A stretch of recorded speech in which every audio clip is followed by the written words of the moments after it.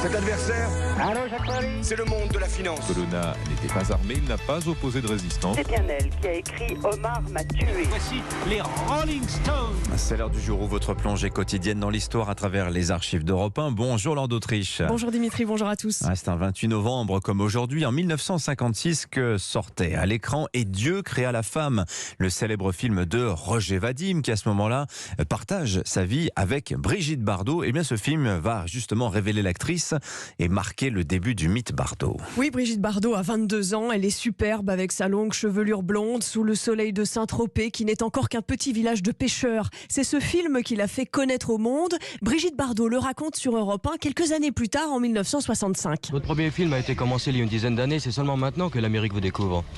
Oh non, je crois qu'elle m'a découverte avant la France avec Dieu créa la femme. On m'a proposé des contrats extraordinaires. Ce film « Et Dieu créa la femme » fait scandale à sa sortie, la nudité de Brigitte Bardot en particulier. Le réalisateur Roger Vadim revient sur cet épisode en 1992. Il explique d'où venait le scandale. On n'était pas habitué à l'époque à ce que des metteurs en scène dénudent leurs femmes à l'écran. L'autre raison aussi, c'est qu'on ne supportait pas l'idée qu'une femme puisse être bien dans son corps, aimer la sensualité sans en avoir honte. Et le public, à partir de cette époque, commence à considérer Brigitte Bardot comme une idole. Oui, et Dieu créa la femme est pourtant son 17e film, mais avec celui-là, elle prend une autre dimension aux yeux du public et des réalisateurs. Quand Roger Vadim l'a choisie pour son film, Brigitte Bardot n'est pas très connue. C'est une starlette, elle amusait et tout, elle n'était pas prise très au sérieux comme actrice.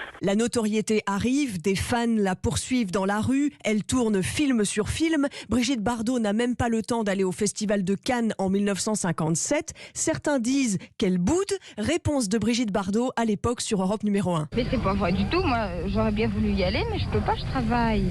Oui, mais Le soir, on se lève de très bonne heure le matin, et si j'arrive pas à l'heure au studio, après on dit que je suis pas sérieuse, que je suis une actrice qui prend son boulot comme ça, et je tourne tous les jours, je suis dans tous les plans, et on a un retard terrible qu'il faut rattraper. Et alors Brigitte Bardot, pour se faire pardonner de ne pas aller au Festival de Cannes en cette année 57, avait offert des cendriers à tous les journalistes.